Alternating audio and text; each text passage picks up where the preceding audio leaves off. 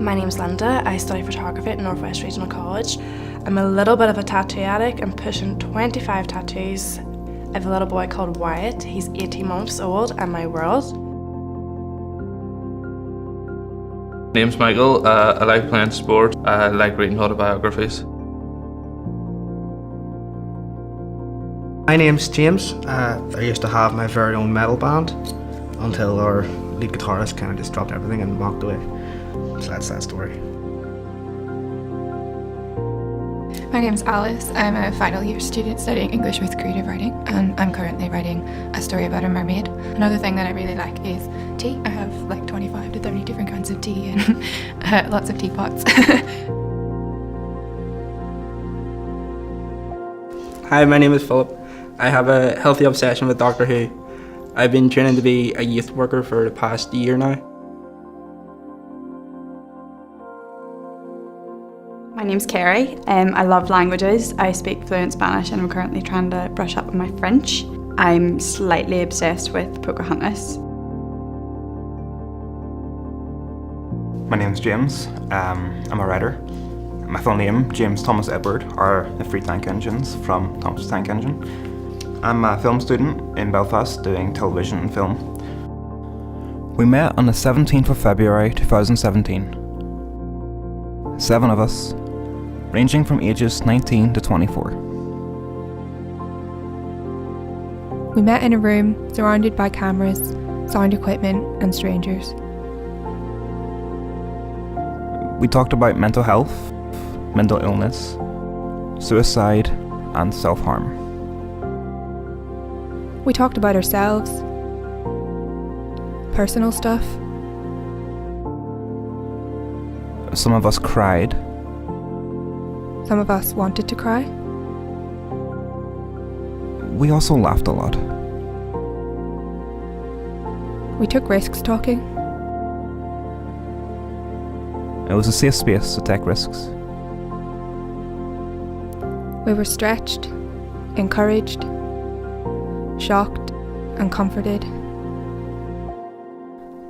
We learned stuff, facts, stats, things about other people, things about ourselves. It's a day we will never forget. What does good mental health look like? Well, how could you tell if someone was mentally healthy? Can you? You can't. It's all on the inside. You can't? Okay, so tell me about, so sometimes you can't from the outside? They could be putting on a smile on their face when they're going out. Okay. But nobody knows what happens behind closed doors. Like what you said about, oh yeah, it's behind closed doors, you can define what bad mental health is.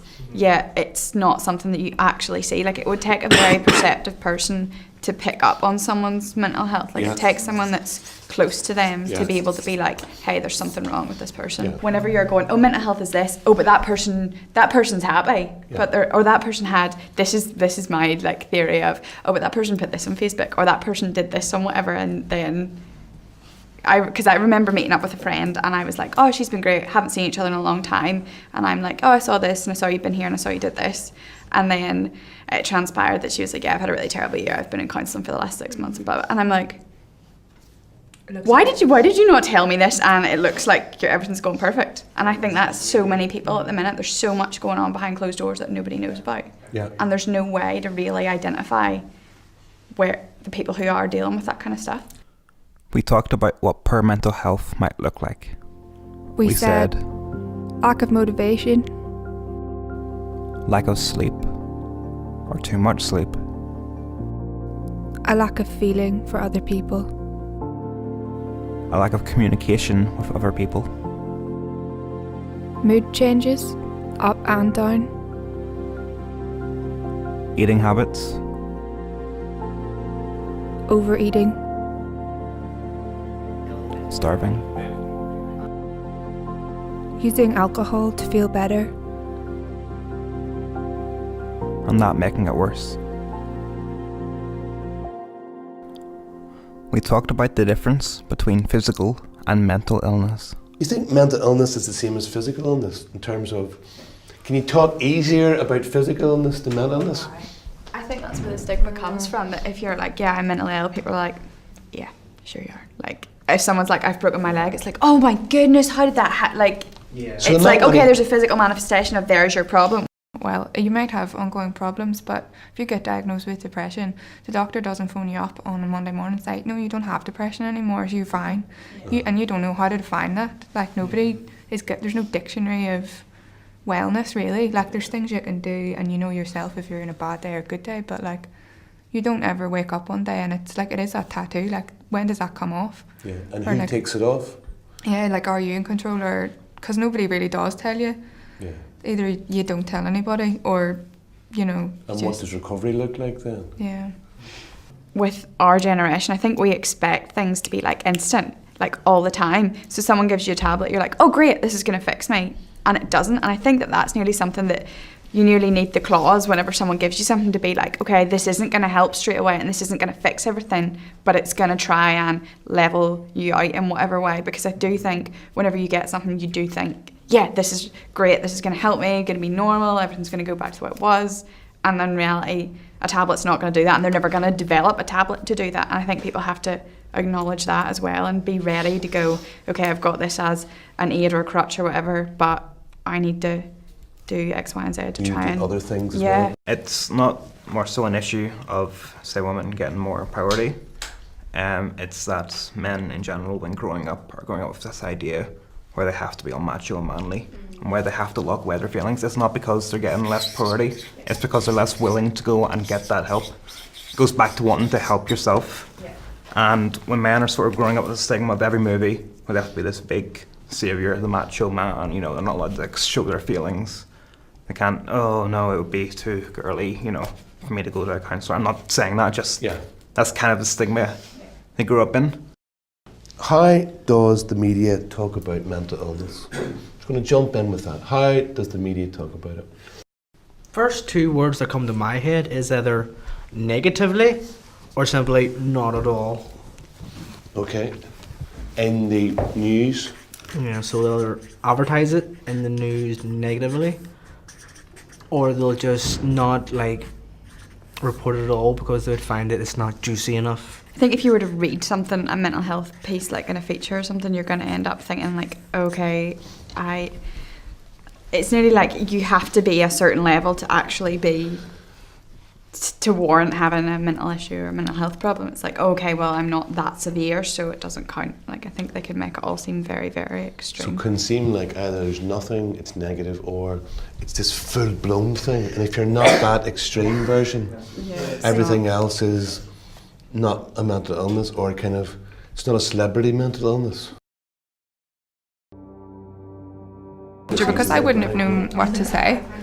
I think like schools need to provide, well, maybe don't need to, but they could provide more of a way for people to learn the language of that, to talk about it, because like I think that's been the biggest thing for me, is just not having the words.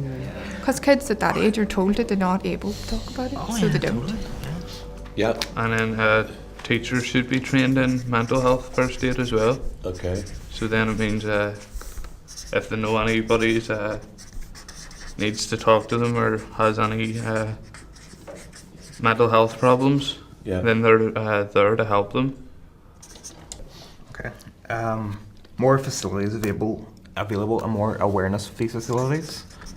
So can I talk a little bit about why my experience was a bit better, what the differences was.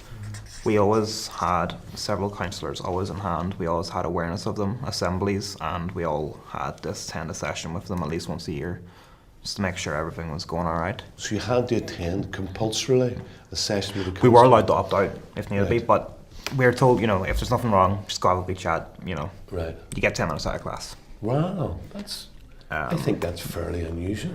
It was quite a small school, Yeah. so it was a lot easier for that to happen, but our teachers had training to be able to spot signs. Okay. And then if they knew another teacher was closer to a student, they'd talk to that teacher who would talk to a student, maybe say, do you want to go talk to this person? Wow. Or there was 2 teachers specifically designated to go and talk to if needs be. And then we had our student council, Okay. who was voted for with both staff input and student input. Yeah. So they were like trustworthy. If you didn't want to go talk to a teacher and authority figure, you could talk to one of them who would try and Okay. So they would sort kind of something be- out. Anything else, Alice? Do you want to add anything? I think schools could open up conversation about mental health because that is where people spend so much of their time. Yeah. Just kind of taking some of the mystery of it. Yeah. That thing about like sensationalising it, that's Yeah. a lot of what you get at school. Sort of Yeah. sensational accounts. So you only get people going to counsellors if everybody knows about it. And, Yeah. and you know, and that's probably not the case all across the board, but So normalise it.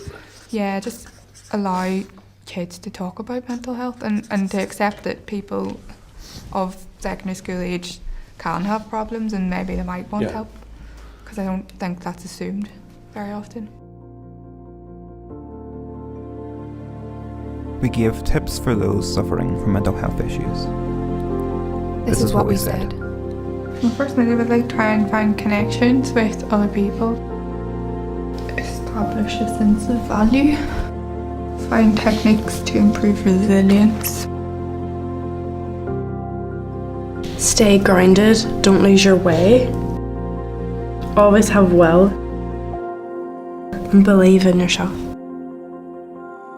There's always someone somewhere. There's always help. You're not alone. Regardless of whether it's a small issue or not, tell someone. Talk to a professional. Talk to them yourself. Tell them they've a lot to look forward to in life. Speak to someone you trust. Don't hold it all in and do what you enjoy. You're not alone. Find someone who'll listen. You're not alone in this. You can speak and you will be listened to.